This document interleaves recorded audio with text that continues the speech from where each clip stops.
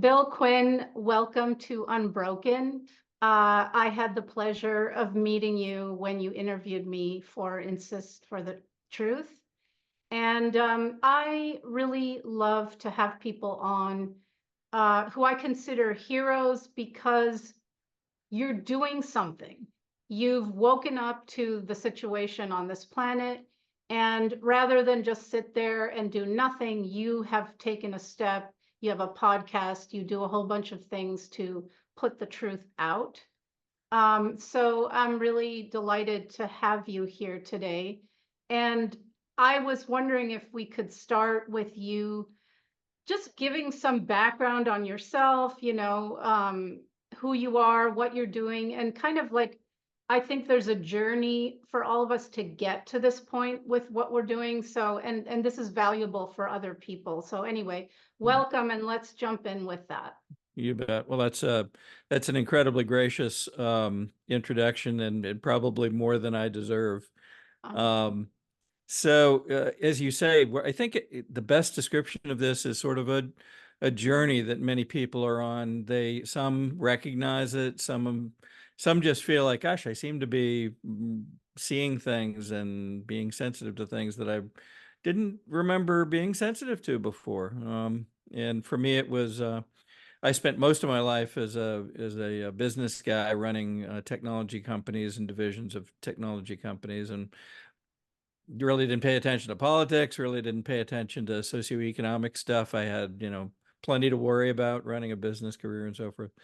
But in 2020, as COVID emerged, I found myself um, surprisingly finding details about COVID when other people seemed to be hard pressed to learn details. I found myself somehow invited to a couple of the early CDC calls and listened to those. I saw some people that were involved. I realized that the spokeswoman for the CDC, and I can't even tell you how I found it, but it turns out she was Rod Rosenstein's sister at the time. And of course, that was an interesting connection, and just the first of quite a number that started emerging. And it was sort of this funny progression of learning things. My daughter had attended a family event and came back, and she had spoken with some folks that had a military background, and they came back and they'd given her some details on some things to look into. And as she told me some of those, and I began looking into them, I found that they were in fact true. And you could find data on them, all kinds of little things. But within, I don't know, sort of the space of days, I found myself drawn into more and more and more research to try to explore this stuff. And then in the midst of that, kind of wondering, how come I didn't notice all this before? Where has it been for, at that time, 5 decades of and more of life? How come I didn't spot this stuff before? So it's been a fascinating time. These days, I get to speak to quite a number of folks. I'm resident to Georgia in the United States, and I'm fortunate enough to be invited to interface with a number of groups all over Georgia. These groups largely started around election integrity, but have now taken on, I'll call it, a much more spiritual, if you will, approach to things. They see parallels between different things that are going on and ask questions about that. And in listening to these groups and asking them their experiences, there seems to be this feeling of, gosh, whatever we're doing, we're kind of supposed to be here. We're, yeah. in some ways, they use the term called to be involved in some of these groups. And gosh, I've been just listening to that, and it's getting, I would say, more and more prevalent. People are recognizing, I'm here in this group. I got drawn into this a couple of years ago, and I'm sitting here for a reason. I may not fully understand what that reason is yet, but feels like the place I'm supposed to be. So, I kind of credit, our connection as one of those, very frankly, because we connected through another joint contact, but then just through a couple of comments that they had made in a different podcast, all of a sudden the dialogue became something different than where it started, and led to us connecting. So I hope that isn't too wordy, but that gives you a little bit of sense of kind of the last couple 3 years of my trip through all of this. Yeah. Yeah, I think what you say probably resonates with a lot of people where, that statement you made where, how did I not see these things before? You know? And Hmm. I think once you start to see it, you start to see more and more and more, and it is kind of curious, and it's like, why did I sort of not see that before? And my answer would be because of mind control, because of mass hypnosis of the population deliberately by what I call the global cult. You can call it the cabal, you can call it the deep state, whatever you want to call it, those who are running the show. And a lot of it is a show, it's theater to distract us. So, plus, we're born into this whole system, we're miseducated in it. There's a lot of attempts to poison our bodies with, genetically modified food and chemtrails and fluoridated water and pharmaceuticals and vaccines, and like there's a lot of effort to reduce our consciousness, and the cell towers that gird the planet.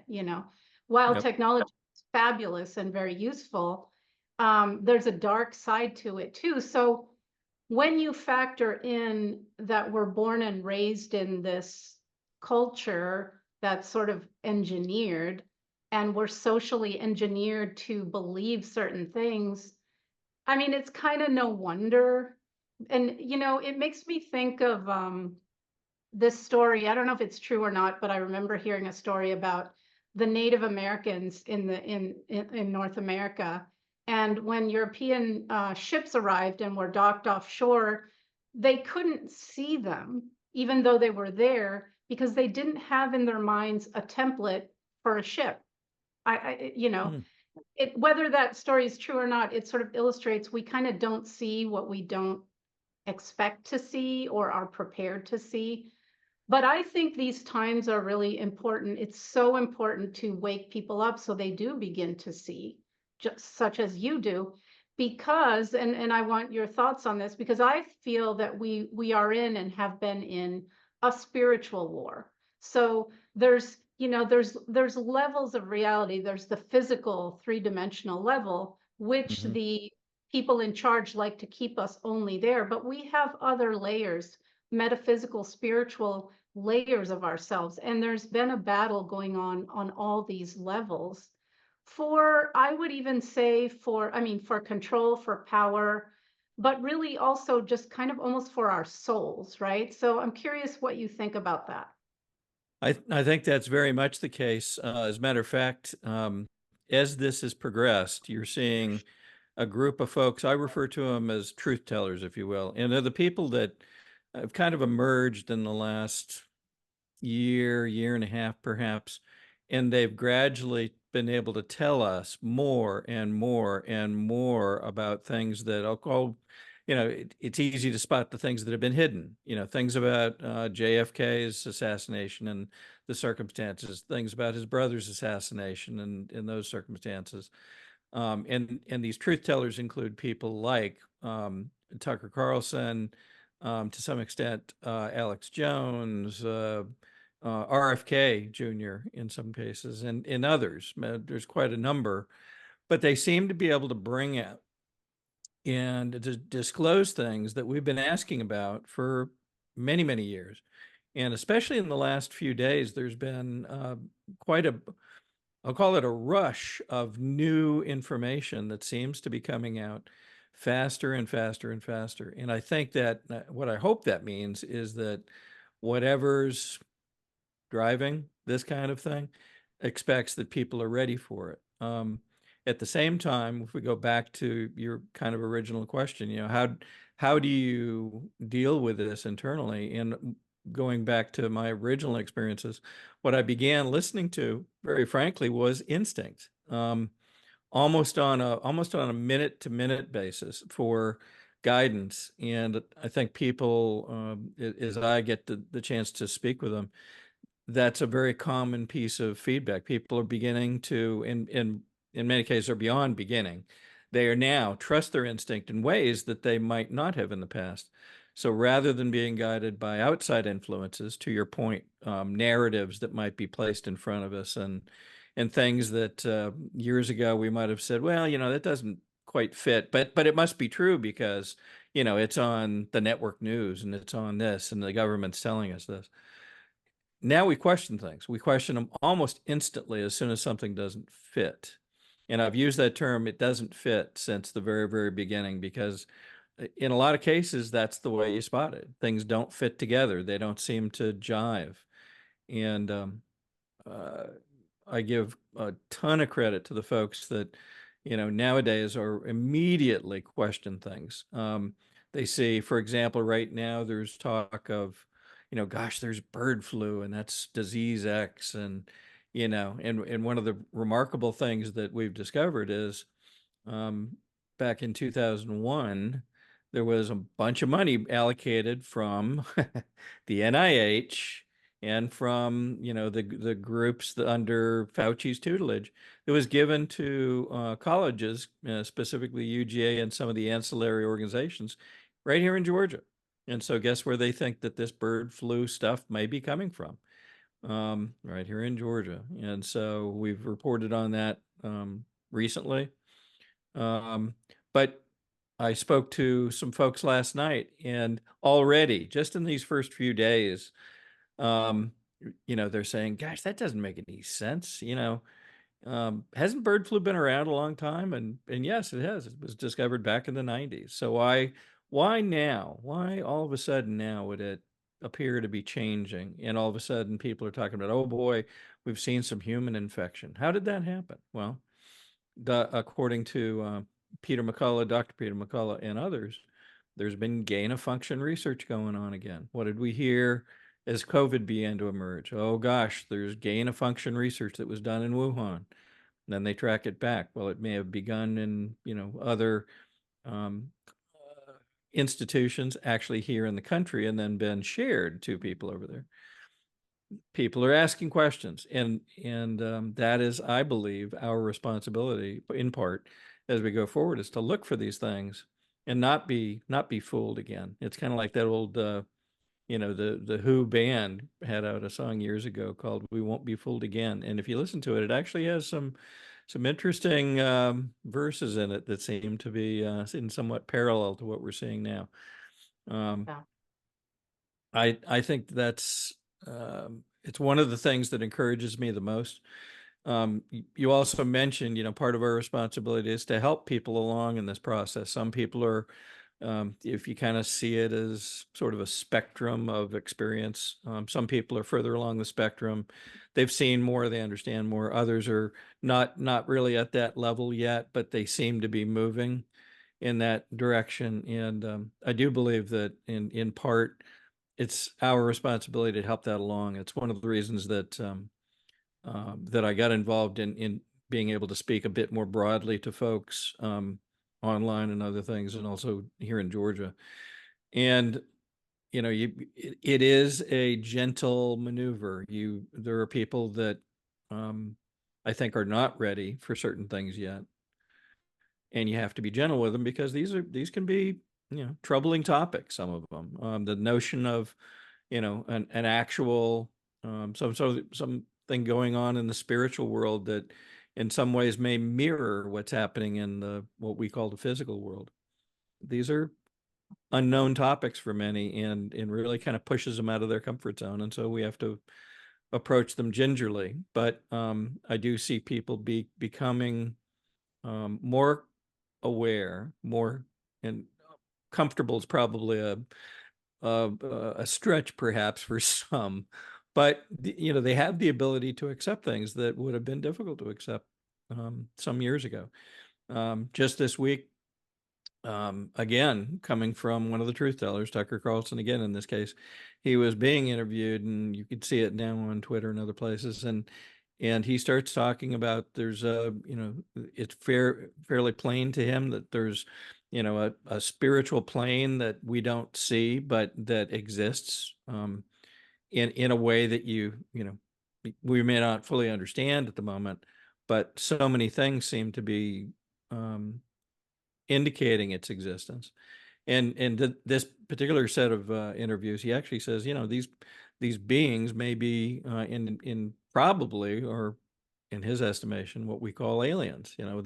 This something that's different than what we've been led that it might in fact be. So if you remember over the past year, there's been more talk of UAPs and all these other things. Well, now comes out, is the very fundamental nature of these things different than what we thought? Is it not just something from someplace else across the galaxy, but, something with intent and perhaps ominous intent for us that we need to be aware of?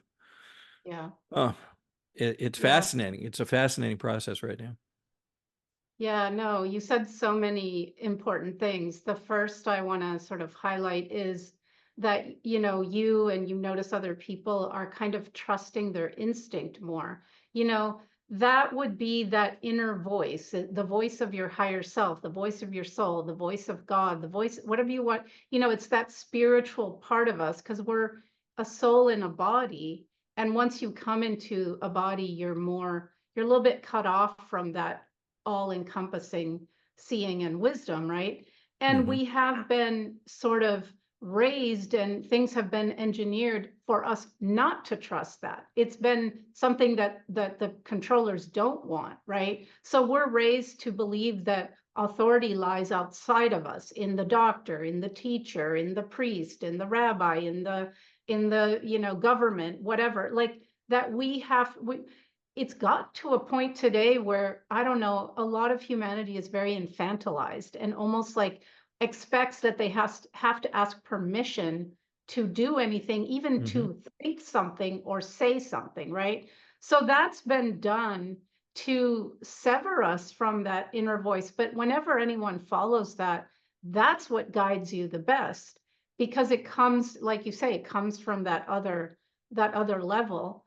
Um, in terms of what you just said, I couldn't agree more.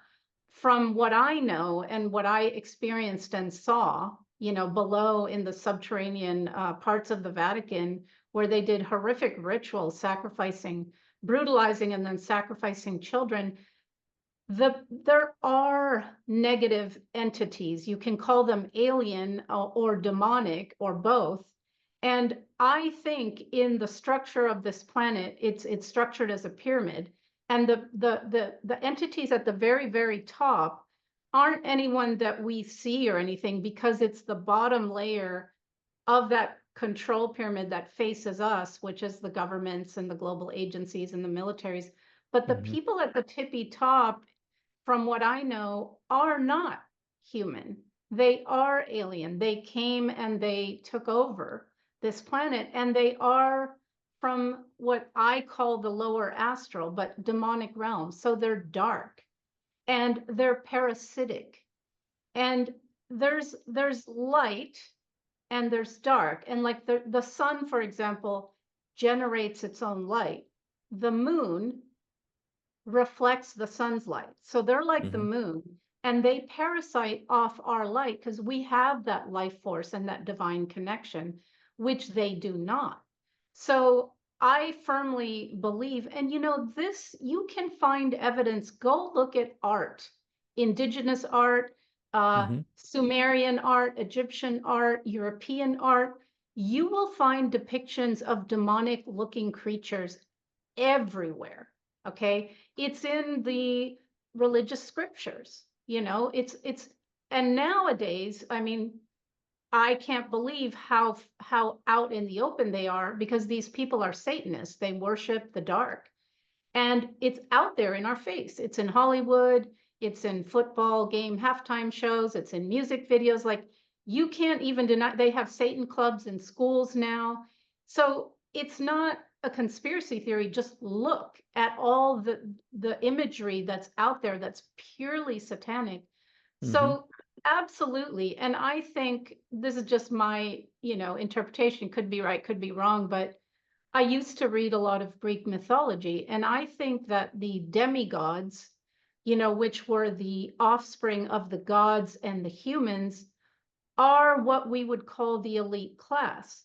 And they are very protective of their bloodlines, and they think they're very special and they're above us. They view us like they're cattle, like, Hmm. so I think all mythology reflects some level of reality. And I think that this class of people that believe they're the rulers of us. And I think it comes down with kingship. Kings said they had a divine right to rule, right? So I think Hmm. this model has been passed down. Now, instead of kings, it's corporations and global agencies. But these people, I think, are hybrid offspring from these dark entities and humans. And they do ceremonies. They do black magic. I've seen many, many satanic ceremonies. They eat babies. They rape babies. This is all in service to their dark lord. And from it, they derive power. And many of them actually, in these rituals I have seen, invite these demonic entities that are etheric to actually come in, almost like they create a portal with the ritual to come into their body and inhabit them. And I think this is the disconnect. Like, the average person will say, no way. That's not possible. That level of perversion and evil is not possible. But that's because we're human and it's not possible for us. But these people, you have to understand, they're not fully human. They're psychopaths. They're Satanists. They're pedophilia is part of their entire religion, if you will, right? So these Hmm. people are not like us. So I absolutely, and it's interesting that this is coming out more and more because it's true. It's very, it's a startling truth. And so a lot of people will absolutely reject it because it's we've been, bread and circus, right? We've been dumbed down Hmm. and put in a very comfortable, it's not comfortable anymore though, which is why a lot of people are waking up, but we've been put in this, well, I don't, I'm okay. I have my food, I have my house, I don't want to deal with that. It's increasingly becoming important to deal with it because they're coming after our property. They're coming after, in America, our guns. They're coming after the food supply. They're coming after our health. So with their deliberate destruction of the economy, that comfort is kind of fast disappearing. One maybe silver lining from that is that I think it will wake people up more because they're uncomfortable now. But I 100% agree with you. And I think it's astonishing to me to see how much truth is pouring out from different sources. Yeah, and it correlates too. So back to the notion of when things don't fit. Well, we're now seeing when things do fit. Gosh, a lot of stuff to unpack from what you just mentioned. Let me start with again something that I noted this week. There was a conversation between I believe, a relatively new president of El Salvador, and again Tucker Carlson. I don't, for whatever reason, a lot of stuff this week seems to be centered on Tucker, but they were talking about MS-13 and Mm. MS-13 being recognized now as a satanic organization. And he gave an example. The president of El Salvador gave this example. He said he talked about the inception of the organization and how it gradually, as it grew and expanded across the U.S., originally starting from what he said in L.A., it's become more and more and more satanic. And he gave an example of a young member that had left MS-13 and was now in prison, but he got a chance to talk with this young person, and he said, "Why did you leave?" And this gentleman who was in prison said, "Well, I was used to killing people. I killed them for territory. I killed them for retribution. I killed them for money. I killed them for all these things." But he walked into an MS-13 location one day, and they were getting ready to kill a baby. And he said, "What's going on? This is not what we do." And they said, "Well, the beast asked for a baby to be sacrificed, so we have to kill a baby." And that was the end of this person's association with MS-13. This was a different thing than he had signed up for. And unfortunately, we're seeing discussions like this, and I know this sounds kind of matter of fact now, but we're hearing very similar things from other sectors in almost the same way. There's another report of MS-13 gang being caught having killed a 15-year-old girl. And when asked why, one of the members said, well, because the beast demanded a sacrifice. Trump himself, believe it or not, in a recent speech, relayed an example of, again, MS-13 gang members having killed a young girl somewhere up in California. I think there was a conversation about the hills. He didn't go into detail, but all of this, to me, is in some form or factor a way of getting people used to the idea that these things are not, they're not fiction, they're not made up, they're not conspiracy theory, to now becoming a kind of a joke when everybody calls something a conspiracy theory. These are real, and these are things that we need to be aware of and be prepared to deal with and fight against in many cases, to make sure that if we can take action that prevents, stops, or turns this around, we're doing that. That's one piece. So I found, just this notion of we have to get ready for this to be becoming broader, speeding up, becoming more, I'll call it in our face, if you will. The other thing that you had mentioned was, the fact that they go to great pains to hide themselves. But one of the things that you spot is, and I don't know if this goes all the way up to the top of the pyramid, if you will, and I believe pyramid is exactly the organizational structure. I've heard you mention it, and I've seen other research that indicates that. But they use a lot of symbolism, and there are notions in some of the Q posts and other places that say symbolism will ultimately be their downfall, because symbolism is something we can see in the here and now, the plane we recognize as the physical. And as you look at things and you begin to understand what these symbols may mean, you do begin to see them over and over again, and you see them in regular life. So they can be, there's other work that we've done on what they may look like, but they can be a hand symbol, something like this with a little pyramid hand symbol. And you see people, once you've seen it, you kind of can't unsee it. It's an unusual movement to do with your hands. There's the okay over the eye. Well, that forms, if you look at it, it forms 3 6s. Yeah. There's the one eye thing. There's the sign of Osiris risen, which is crossed arms like this. And you'll see dozens, hundreds of pictures of often celebrities, but other notable people doing these things. There's one notable one. It's a video of one of the basketball players, and his name escapes me at the moment, but doing all of them back to back. He's seems to be saying a prayer on the court, and he does this, and he does this, and he does this, and he, and it's all together. We were actually watching a baseball game. I won't say the names of the teams this week, but we happened to be watching a baseball game on TV, and this guy gets on base, and all of a sudden you see him like this. What would he be doing that for? Maybe it's a baseball symbol, maybe, but seemed a bit odd. And once you see them, you can't unsee them.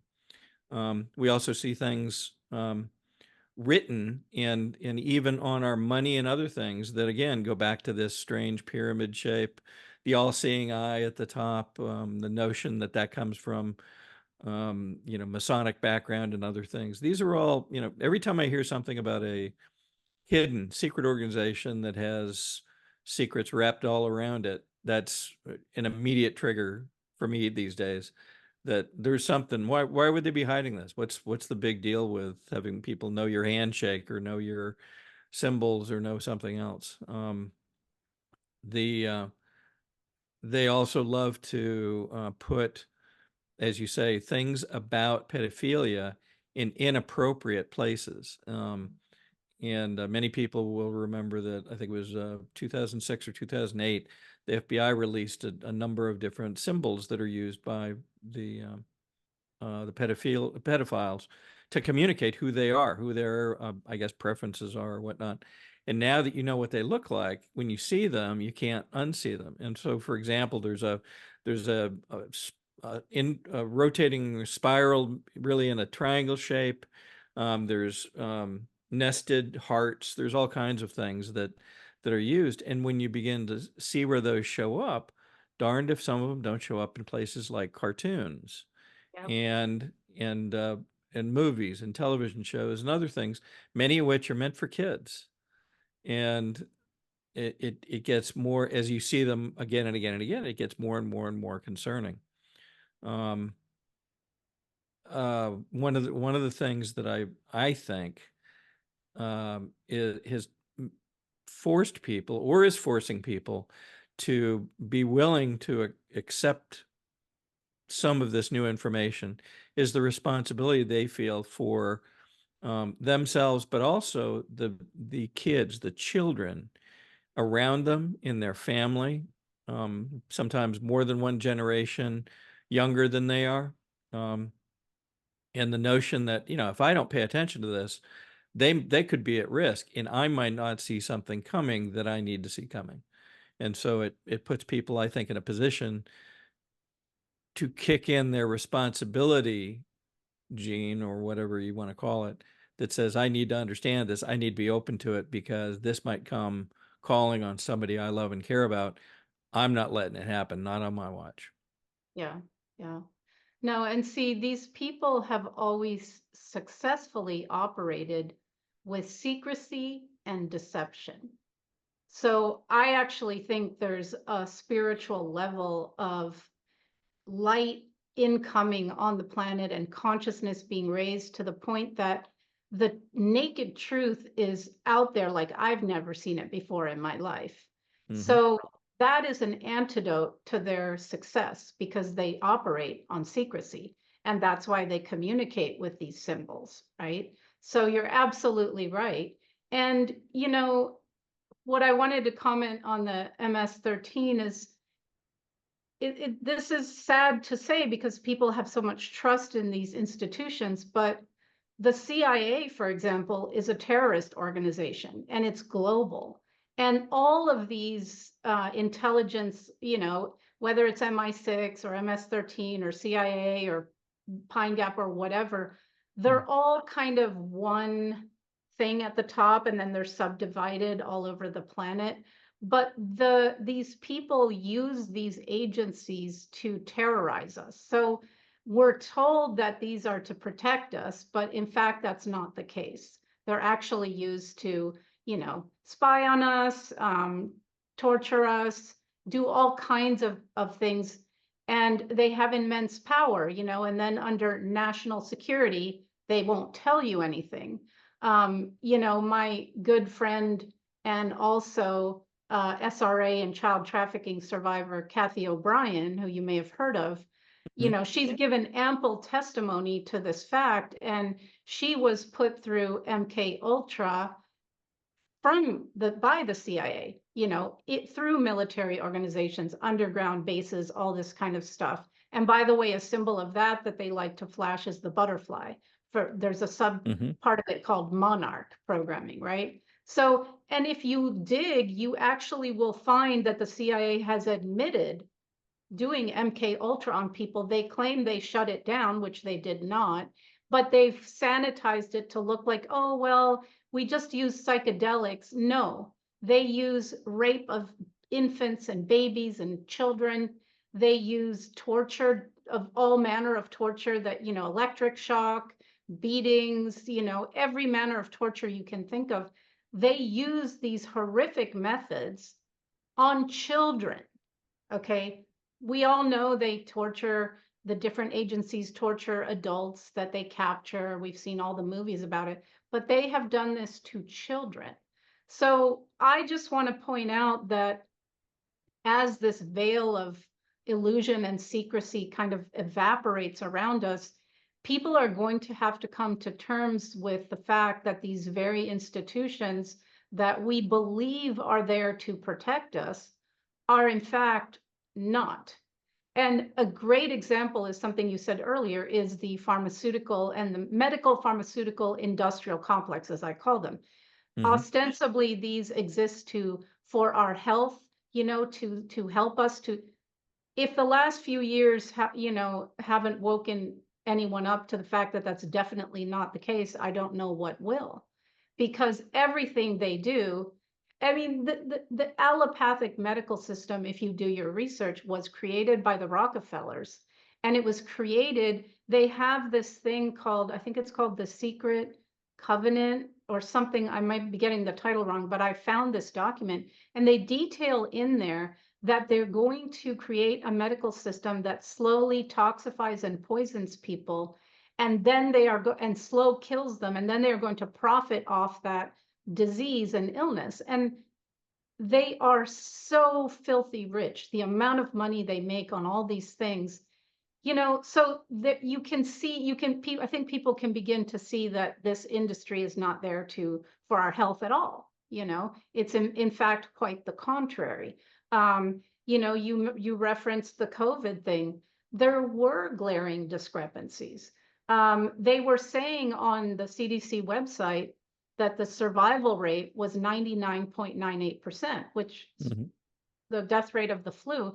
But then the media was pumping out, we're all going to die, we're all going to die, there's a pandemic. Fast forward to today, I think a lot of people are aware there never was a pandemic. It was all manufactured. And these injections that are not even vaccines by any standard have now proven to cause myocarditis, fast-growing cancers, autoimmune disorders, repeated all kinds of ailments. You can now find this data. You can see that those who took it are dying in much higher numbers. You can see all the evidence of this, right? Yep. So, but during the time, there were contradictions, but people didn't see them. So like I had someone who was supposed to come by to do a repair in my house. And this person said, well, are you vaccinated? And I said, no. And he said, oh, well, I don't know if I can come over. And I said, well, are you vaccinated? And he said, yes. I said, well, do you believe that the vaccine works and protects you? Yes. Well, then why would it matter what I am? You can't have it both ways. It's like the mask. Oh, you have to put on a mask. Well, if you believe the mask works, why do you care whether I wear one or not? Like, it's so contradictory. So if it's safe and effective, then you're protected, right? Turns out, of course, it wasn't safe or effective. So we've been lied to about everything, is what I want to say. And it's very disturbing. It's traumatizing, I think, to wake up to that fact. But once you start to see it in one area, I think you begin to see it's all in plain sight. Because see, Bill, per universal law, they have to tell us what they're doing. Okay. And they do. It's just that we don't pay attention. We're not grasping what they're saying. Like when they did, when what I call him Kill Gates, not Bill, because he loves to murder people. Event 201, they simulated the pandemic a year or two before they officially released it. That was them telling us, okay? When Schwab is saying you will own nothing and you will be happy, he's telling us they're gonna come for everything. Your property, your everything, you're going to be stripped of every asset you own, and you will own nothing and be happy. Like they're telling us that we're gonna eat bugs, They're pretending there's a bird flu, which is completely ridiculous. They want to take away cattle. They want to take away meat because that's healthy for us, right? So everything they're doing is in the climate change fake program. I mean, that one really gets me. It's like, if you do any little bit of research, you find out that, first of all, we're made of carbon. Life is made of carbon. And secondly, that carbon dioxide is what everything green on the planet inhales. If you reduce it past a certain level, you will terraform this planet, which is what they want. They're anti-life people, right? So but under that fake thing, that's another, that's how they want to take away everything. And they want to put their evil karma on us.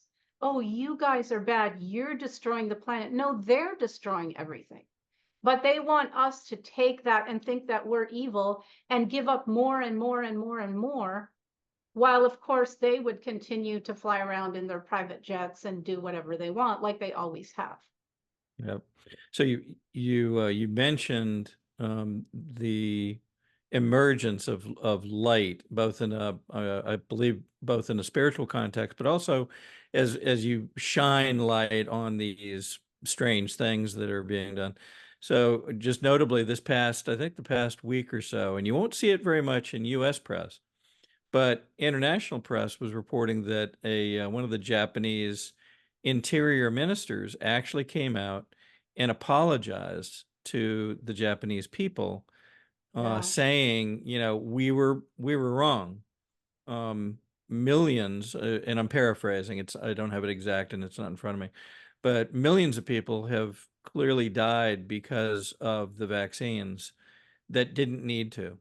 And it wasn't it wasn't COVID that was killing them. It was the response to COVID. Either, if they ended up with some sort of an infection that could have been easily cured with regular, ivermectin or hydrochloroquine or whatnot. Hydroxychloroquine is one of my favorites because all it really is artificial quinine. Same thing in tonic water. And so it's an antiparasitic, to your earlier point. So what that means, I'm not sure we understand yet. But people are coming out and they are recognizing that this was something done to us. This was not a naturally occurring thing. And you mentioned Event 201. Well, that was in September 2019, and it was a combination of WEF, the WHO, Johns Hopkins, most of the major medical associations, and the Bill and Melinda Gates Foundation. It's supposed to be a tabletop exercise about the potential for a coronavirus-based pandemic. 3 months later, not even quite 3 months, it was more like 2.5, you saw the first few cases of what's now called COVID beginning to emerge. And within the space of weeks, it became known around the world, and all of a sudden the panic started. To your other point, they have to show you that works, I think, in both ways too. They have to show you what they can't fake in some ways.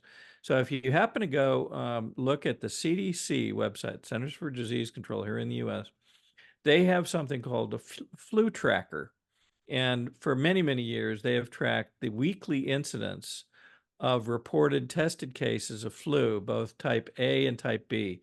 We won't go into the difference in the types, but traditionally when people get flu, it's one of those two types. And people get tested for it, and they test specifically for, they're watching for infants and older people because they're usually the most susceptible. But it typically would say on a given week, there might be hundreds, there might be a low number of thousands of cases tested and confirmed across the US. As COVID emerged, if you recall, it came out and got prevalent in the March, April timeframe, and they were reporting cases of COVID. Later in the year, when flu would normally begin to emerge, which is typically September, October, if you look at the charts from the CDC, you will find that there were very few, and I'm not talking about a few hundred. I'm talking maybe dozens of cases of flu reported all across the country, when in previous years that would have been low numbers of thousands, maybe 4, 5, 6, 7,000 in a given week.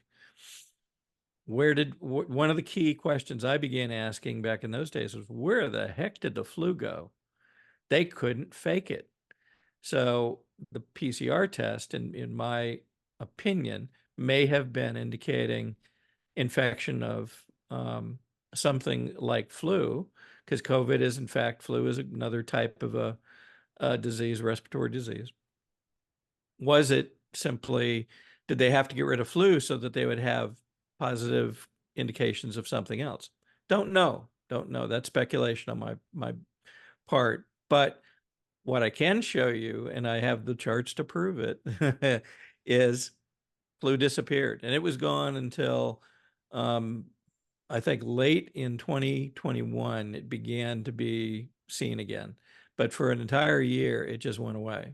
That that doesn't happen in the real world. Every year between September and about, maybe March, we'll have this curve of flu symptoms and flu confirmed cases. So again, if you look at the right things, you can see the deception that's being played. You just have to find it.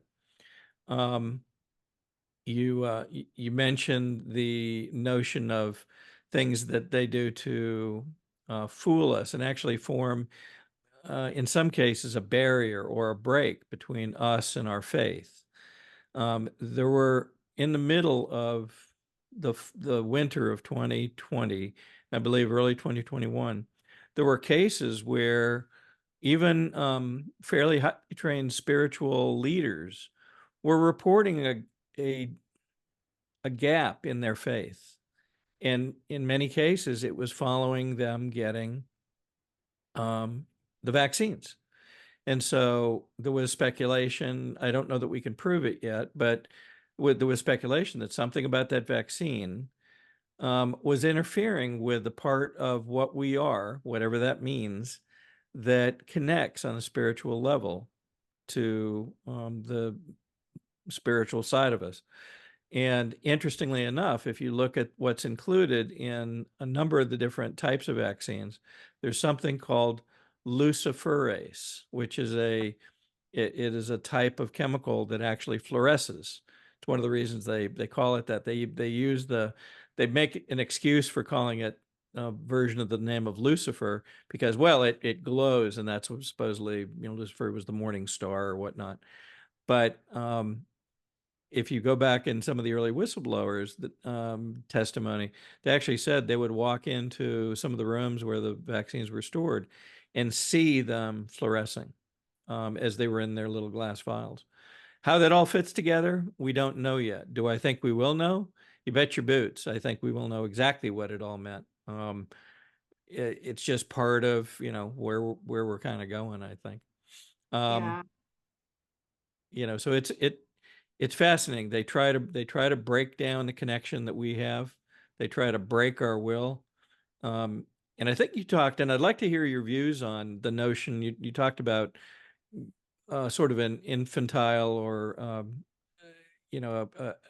a diminutive approach that humans have had, people have had for some period of time. And yet I believe that this is much more, we have authorities that we don't fully understand. Maybe we did at one point and we've been trained to forget, much like, hey, you don't see this, it's not really here.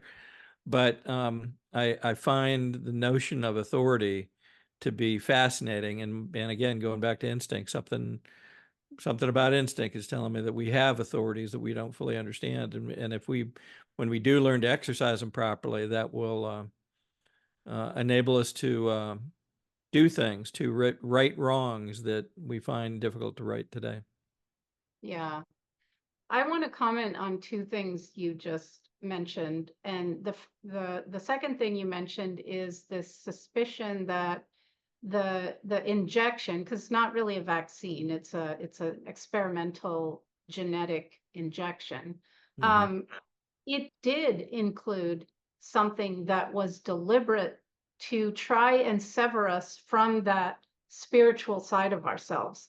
If you do some research, you'll find that the military, I think it's through DARPA, had created such a vaccine already, which they called the FunVax, meaning fundamentalist. They created something that they were going to aerosol spray in the Middle East. So ostensibly to help with these suicide bombers and these religious fundamentalists so that they could sort of dampen that fervor that they had. So it was supposedly labeled as anti-terrorist. But see, this has been in a lot of places that I've found.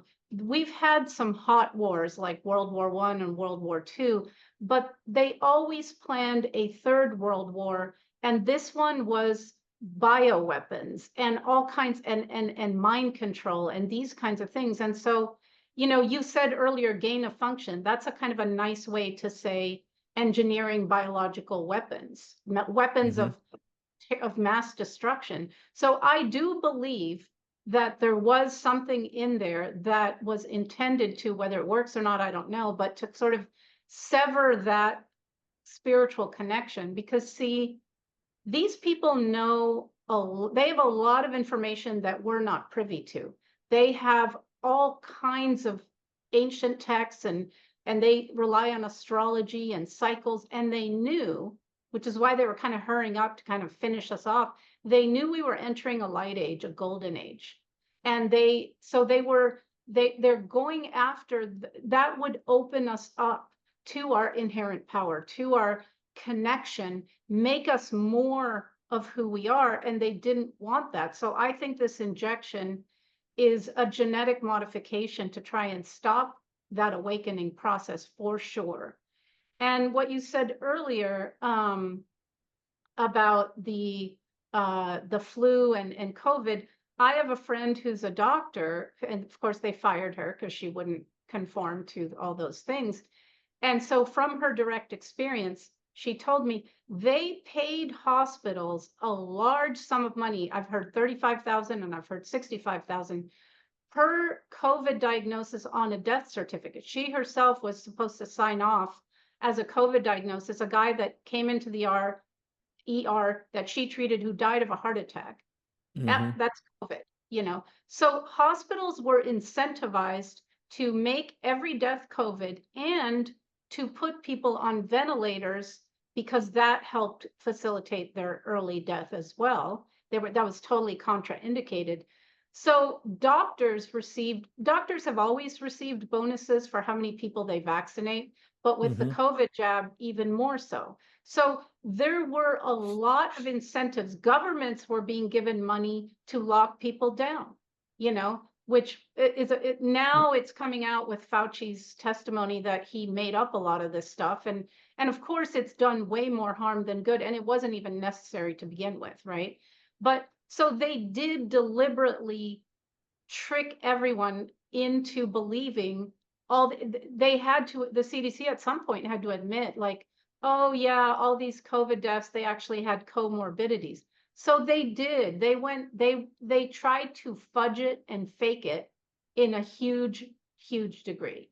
And so again, all these things to reduce our consciousness, you know, the food, the water, you know, and then it's so ironic. So there's supposedly all these agencies to help our health, but when they spray, I mean, it's been a long time now, you know, I'm overjoyed when I see a real cloud and not those stripes in the sky, you know, but they spray parasites on us. They spray heavy metals on us. They spray disease agents on us, so they create the diseases in us. Yep. So, you know, so then they pretend to want to help for it. Like, hell no. And so what happens if you have a diseased, weak vessel? I mean, our lifespan in the Western world has actually gone down. Okay. Mm-hmm. Yep. Then the soul that's in there, the mental clarity, the inherent power that we have as a multidimensional being is dimmed. And that's on purpose. That's on purpose. So I think it is important to know that. And I always say, like, start with healing your trauma, because all of us, it's just a continuum of trauma. Maybe I'm on one extreme, but you can't live in this world without some kind of trauma, right? So go in and do your work, heal yourself. That sort of takes that foggy veil off you anyway, and then you start to see. Then you got to learn the truth. Listen to people like Bill Quinn or myself or others, you know. Then open your mind. The truth is light. It opens you. Get healthy, learn the truth, and step into who we're meant to be here. You know, this, again, these people are parasites, Bill. They have used us and our life force energy through poisoning and manipulation and all this to create this hell on earth reality that we see right now. That's the bad news, but it's also the good news, because that means that if we take ourselves back, we can create a heaven on earth reality just as easily on this planet. And that's what they are afraid of. They don't want us to remember who we really are, because ultimately they're parasites. They need us. but we certainly don't need them. Yeah. It's very interesting that just in these last few days, I was lucky enough to hear a couple of people speak, and they speak with truth, and you could see the crowds listening to them react to that in such a different way than, we've gotten dumbed down to listen to, politicians and others when they talk to us. It's just rhetoric. It's meant to, pacify the masses and make it sound like they're saying good things, but in effect, none of it really means anything. Somebody the other day talked about, well, you guys are talking a good game, but you're not going to do anything about, the issues with, fake charges against the president and other things that are, center of mind in the here and now, but nobody's doing anything. They talk a good game. But when people speak from truth, I think folks are actually getting very good at hearing it, almost like it's a different frequency or a different feeling Yeah. that they get. They can hear it, and it resonates almost as a tone. And you should see the reaction, folks. They can feel themselves drawn to it. They can feel themselves. I think that's what I heard from others that were in a crowd recently with somebody that just spoke truth, and in fact, this person ended up being noted online and ended up being seen by tens of millions of people. And as part of that, um, I believe that was driven by the fact that they were telling the truth, and it was so unusual in that subject and in that way that folks gravitated toward it, almost like, gosh, I want to hear more of this. I would like some truth for a change, and I'm ready to whatever it means. Um, there was a very one of the people that I very much admire in all of this is a lady by the name of Catherine Engelbrecht. She runs an organization called True the Vote. So back to the sort of the election integrity thing, which I my judgment around the elections is in what way do we in this existence how do we exercise what we call free will? Well, it's through our choices. And so one of the ways that I think we've been attacked is through the notion of elections that don't end up being our free will, if you will. But Ms. Engelbrecht runs this organization, and one of the things that she shared just, I think about 3 months ago, was a very short video, but it said, and I don't have it verbatim, but I'm close. Part of what she said was there are forces out there that want us to believe that we have lost. We've lost the country, we've lost the control of the country, and it's over. And she looks in the camera and she says, I'm here to tell you that is not true. We are winning. Um, it will be, we're not done yet. We're going to have some challenges as we go forward through this. But it's incumbent on us to be willing to stand and face whatever's coming and work through it and do it together. And it was a little, I think it was maybe 40-second video, but people, when they hear that, that's a great example of they're hearing the truth, and I believe they know it. And so many people find encouragement in that and other things like that that says, you know, don't believe for an instant that this is not going to turn out to be a good thing. Um, Sometimes good things come after some struggles, and I think that's, a good example of what we're going through. These are some struggles mentally, in some cases physically, with the trappings of life as we've known it, jobs and other things. But those things, I think, we'll decide later, didn't mean as much as we were coerced to think that they meant. There's other things that mean a lot more.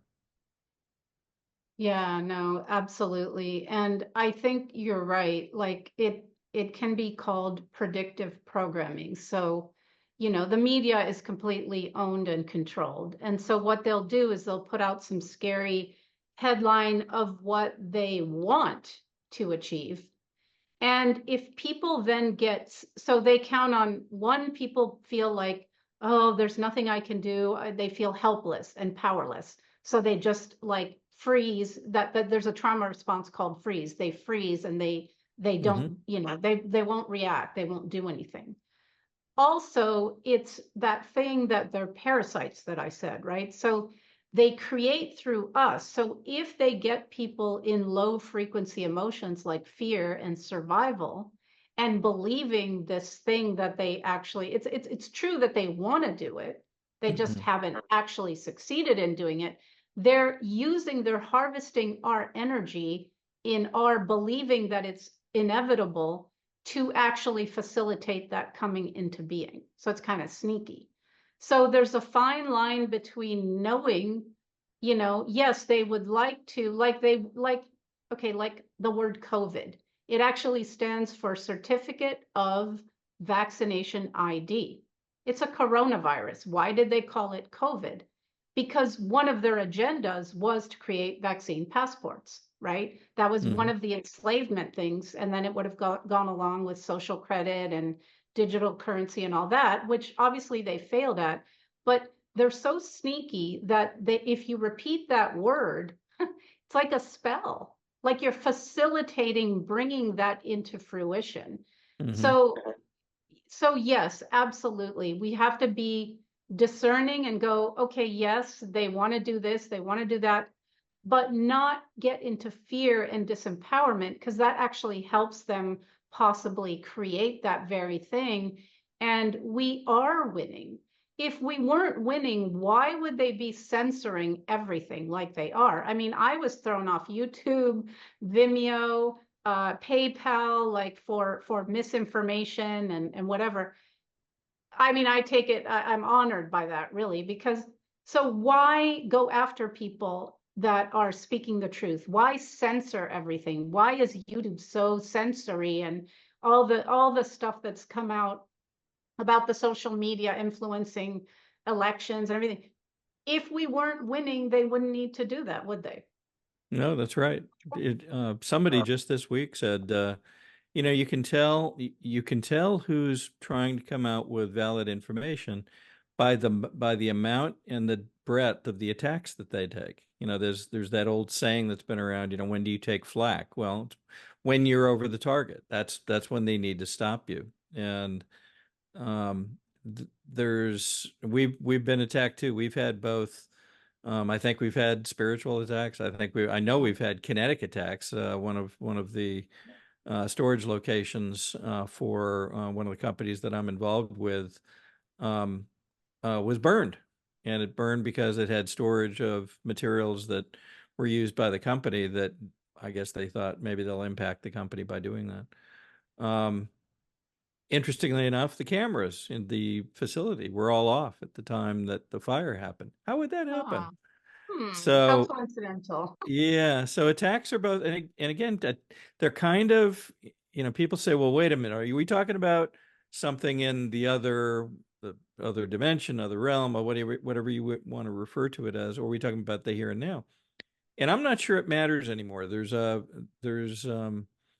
notion that I've heard people speak of where things are mirrored between the worlds in some ways, so that something that happens on one side of a plane, or what, I'm not sure what term you like to use to define them, but something in the spiritual world will affect and sort of mirror something going on in the physical world, and they can have playback between the two.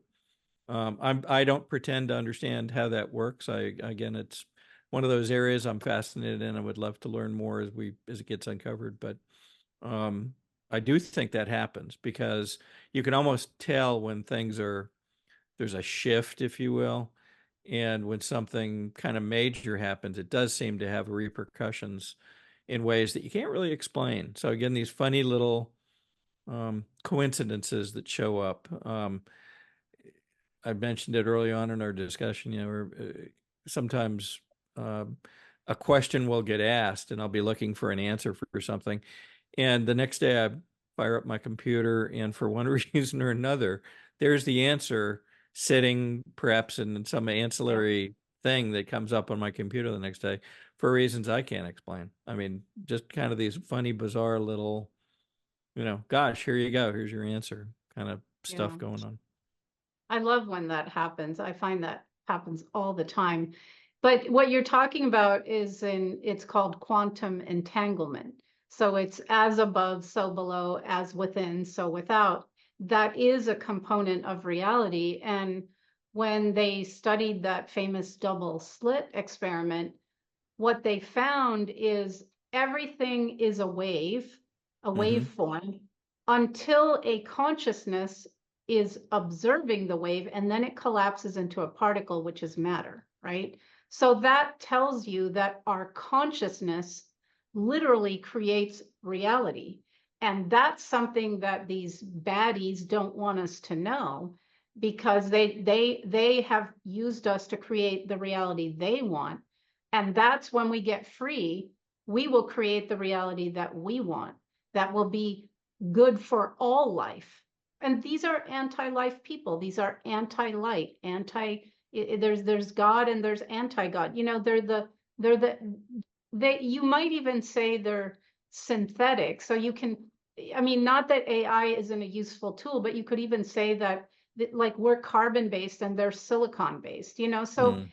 absolutely, that is a significant factor in this.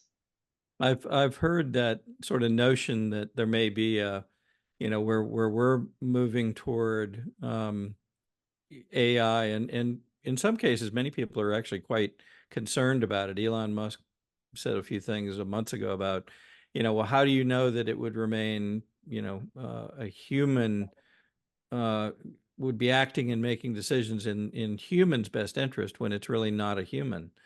And I've Right. heard theories that suggest that the bad guys may be using AI, but again, using it in a different form or an entirely different basis that we don't yet fully understand, Yeah. to game out this stuff ahead of time, um, in ways that they can't create, but they're using AI to try to create it.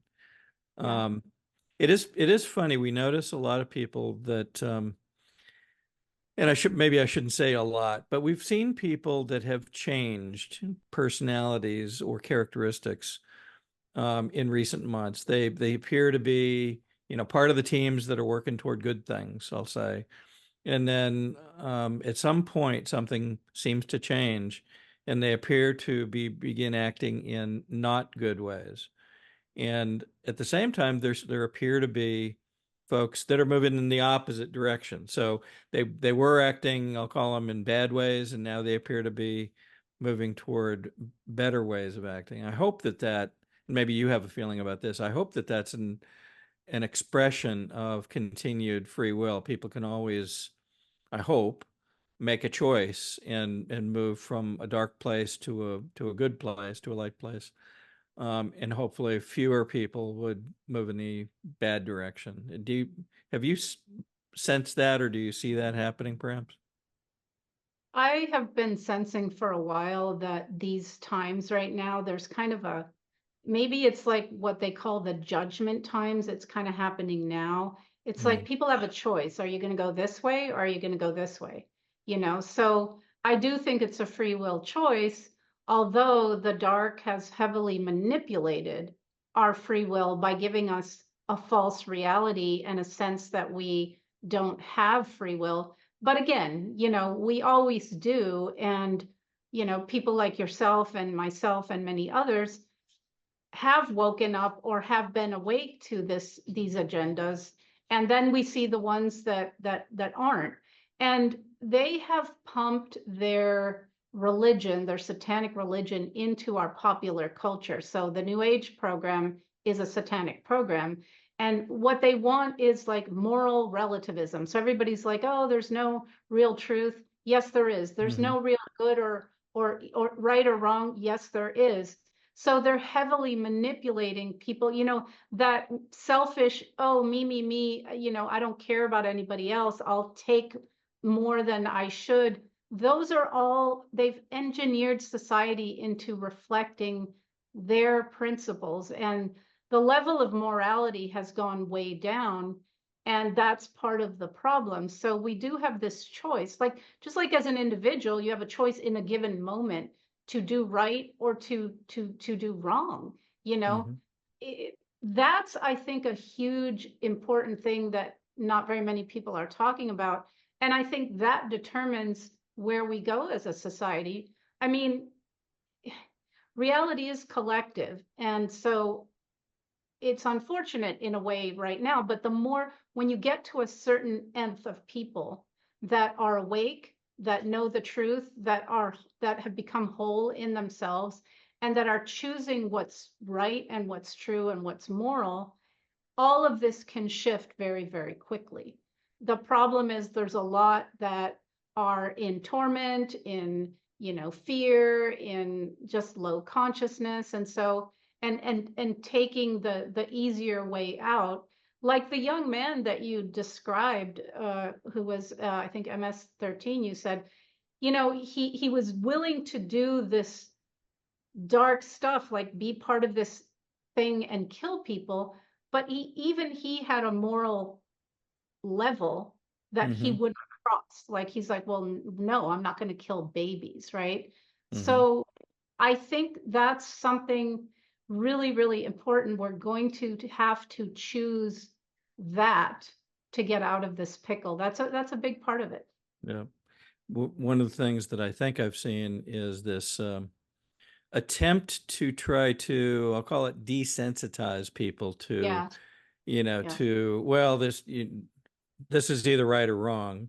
Well, but there's this gray area. And, I just read an article the other day about how Satanists think about death. And they talked about, within the context of this article, they said, well, they it's not that they're really worshiping Satan. It's more that they're really thinking about, well, how do I live life to the best extent that I can? Because really, this is all there is. There's nothing else, and we don't have to answer for anything. So, how do you get the most out of life? Well, that sounds, it doesn't sound nasty and mean. However, when you take that and you marry it to what they seem to be fighting against, it kind of goes back to what we talked about a few minutes ago. When do you take flag? Well, why would those people that say, well, I just want to get the most out of life? Well, that sounds like I'm just worried about being able to do the things I want to do. But then why do they fight the Christian religions and other religions that they clearly go up against, and they've attempted to have various other types of religions removed from certain settings, to have their symbols removed from certain settings? Why would that be something that they would think that they needed to do? That seems odd if all you're worried about is living life to the fullest. So I believe that all those things have a tendency to be, desensitization mechanisms to try to make it seem like, hey, we're not really your enemy. We're just, we're just here living our life, blah, blah, blah, blah. However, then you see things like, I believe it was in Minnesota, you start seeing real unusual stuff cropping into real life. I think it was in Minnesota or Wisconsin. A local museum held a family-friendly, I'm going to try to get this exactly right, family-friendly summon a demon event. And, bring the kids. Let's see if we can summon a demon. And I read it and I thought at first it was, something from like the Babylon Bee. It has to be a joke. No, it wasn't a joke. They literally held an event like that.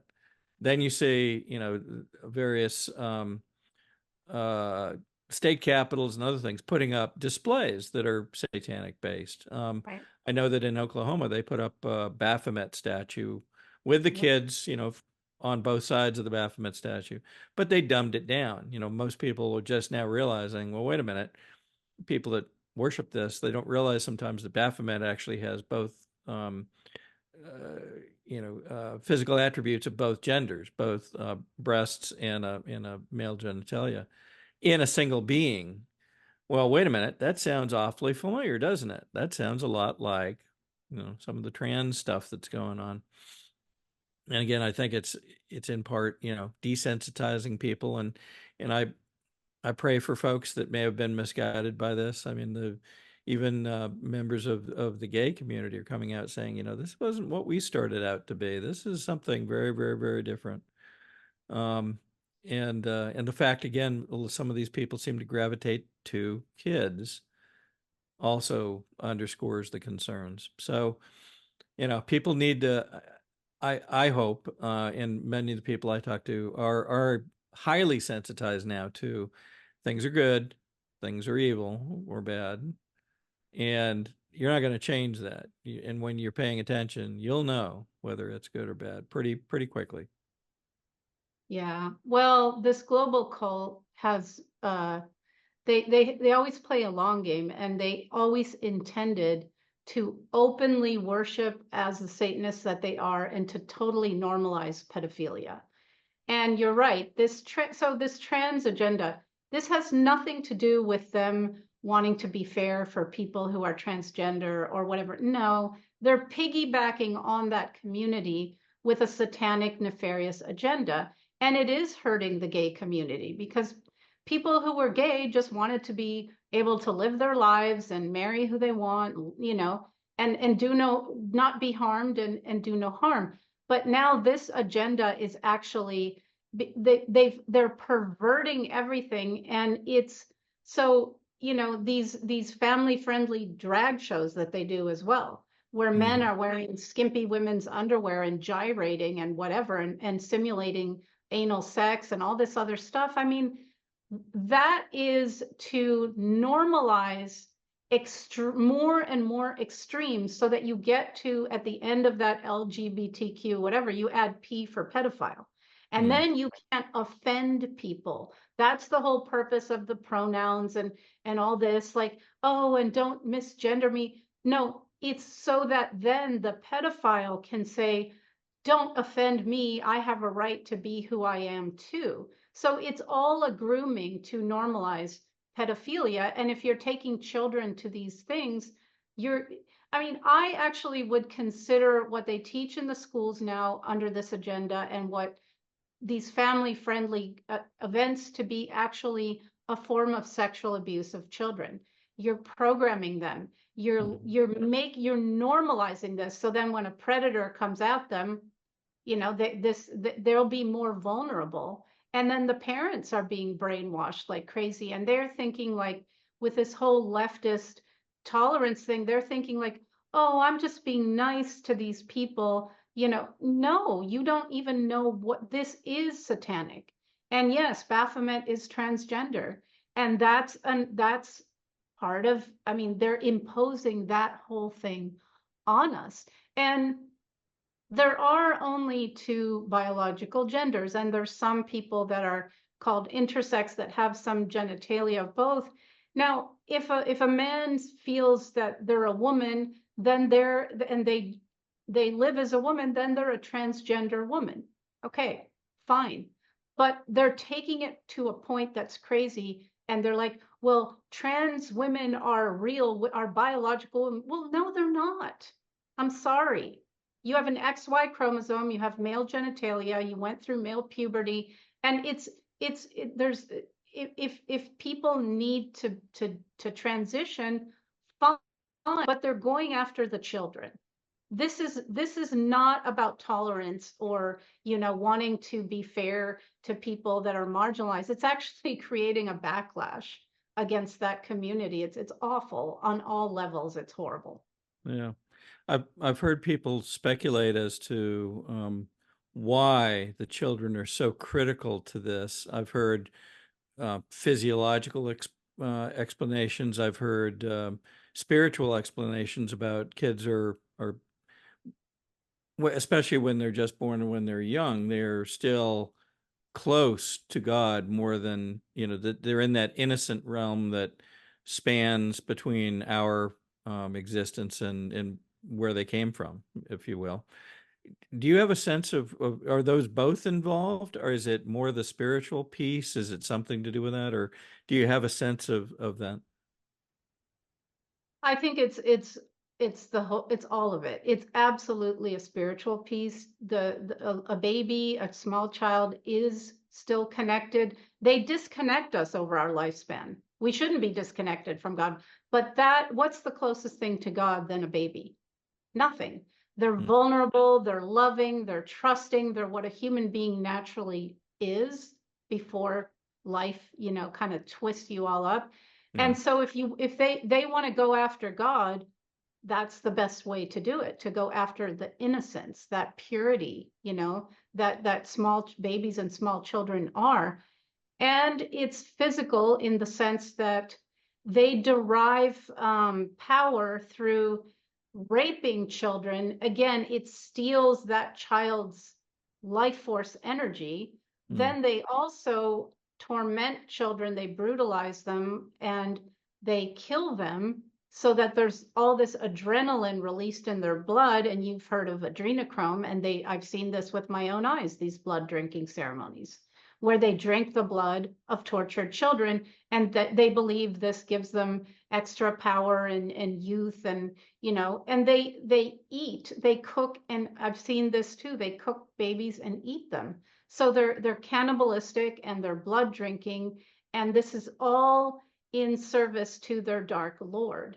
Like you mentioned with that guy in MS-13, it's a sacrifice to the beast. That's Hmm. exactly what it is. So you're going to sacrifice the most pure and the most innocent. So they physically prey on us, and they spiritually prey on us as well. And they use our life force to parasitically create the reality that they want. They don't care about any of us, not at all. And so it's a very disturbing reality and truth to come into, isn't it, Bill? But if we need to know this, okay, we need to put ourselves back together. We need to reconnect with each other, because they've divided and conquered us. Now it's gender, or it's race, or it's religion, or whatever it is. That we need to come together, because we only have one common enemy, and that's them, right?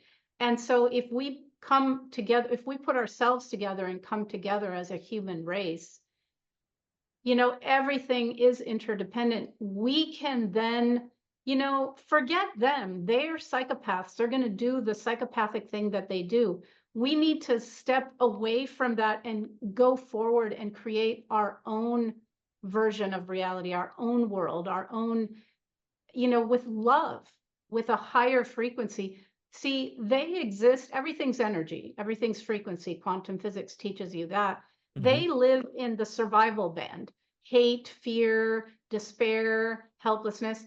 If you go higher, and that's why they hate religion, they hate, Christianity and things like that, because religions, as much as they can have issues, they help people get to that higher frequency. So when you're there in love and peace and like helping your brother, that's an energetic bandwidth they can't control and they can't even exist in. So that's what's really important, is for us to get ourselves, all of ourselves, to that point. And knowing the truth raises your frequency too. It's fascinating. The as you from your work understanding the various layers to this, all the way up to the top of the pyramid, we deal on a day-to-day basis with the folks, I'll call them at sort of the bottom end of the pyramid. Yeah, they're the ones that we see typically as our leaders, whether it be political or other things. Are they, is it possible that they move back to the good side of the equation, do you think? Or are they potentially hopelessly compromised, or is there hope there, or is that a difficult question? Yeah, I like to think there's hope there, because it's always people. Mm. And, so people are blackmailed into doing bad things. They're mind controlled or programmed into doing bad things. Some are just hopelessly lost, like our current president is. I mean, I don't even think that's the real individual. It's probably an operative in a mask. But this person was, his job was to facilitate the U.S. being a communist coup. Mm. They've wanted to move the superpower over to China. And so and he's done a good job. He's destroyed the economy. He's forced people to take bioweapon shots. He's opened up the borders. Why do you need a hot war when you can just let, and these are not like families, or, there are some, but there's a lot of fighting age men that are being brought through the border. So Mm-hmm. there's a lot. So this individual, I would say, is deeply evil. My general sense is I don't trust anyone at that level, because to get there, you've had to sell yourself off in many ways. But I do believe in redemption. I do believe people can wake up and change course and decide to do good. There's always that option, Mm. always. So I would hope so, but generally I don't have much faith in anyone um, that runs in those circles just from what I've seen. Honestly, that's my opinion. I think I'm with you. I've had people come to me and say, "Well, wait a minute, but that person over there, they look okay, and they've done this and they've done that." And I said, "Well, maybe they did it because they realized that it didn't make any difference at that point. They were okay to take one course of action to, if, in the case of politicians, to vote a particular way because they knew that the way it was going to come out, that one vote didn't matter anymore. And they can look good in this time."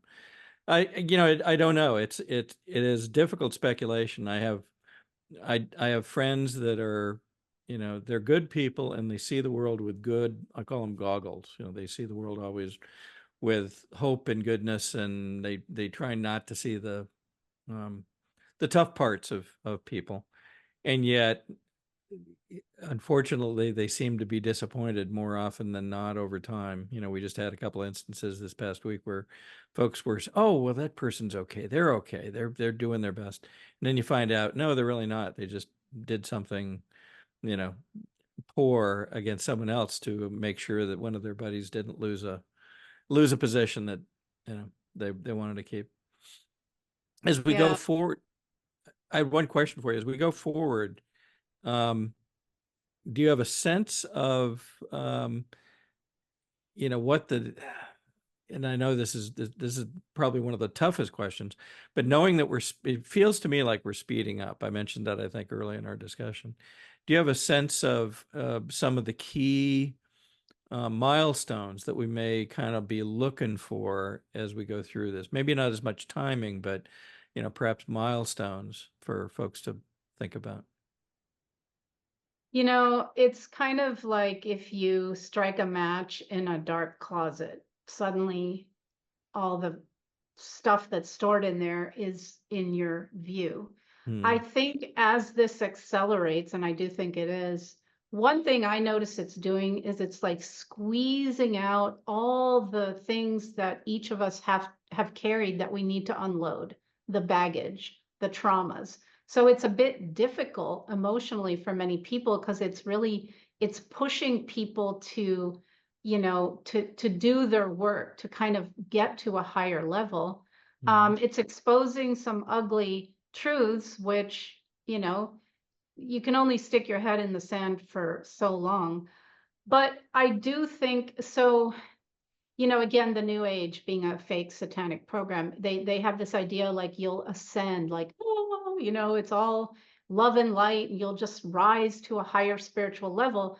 But the truth is that that's not being spiritual. Being spiritual is being a warrior. Being spiritual, the way you get to the higher level is you deal with the crap inside you and outside you. So it's a bit of a rough patch now, and so it's bumpy as we go to that place where we want to be. And that's what it looks like. You let go of all that is in your way, all that's bogging us down, all the lies, all the stuff has to be, that's how you rise to that spiritual point. And I really do believe that we're all spiritual warriors here. We probably incarnated, those of us that are, awake and aware, to be part of this battle, this spiritual war. That's where we started the conversation. Hmm. And so, as you said, we have to take responsibility and do everything we can. I do think on some level we've already won, but it has to play out in form because we're in form.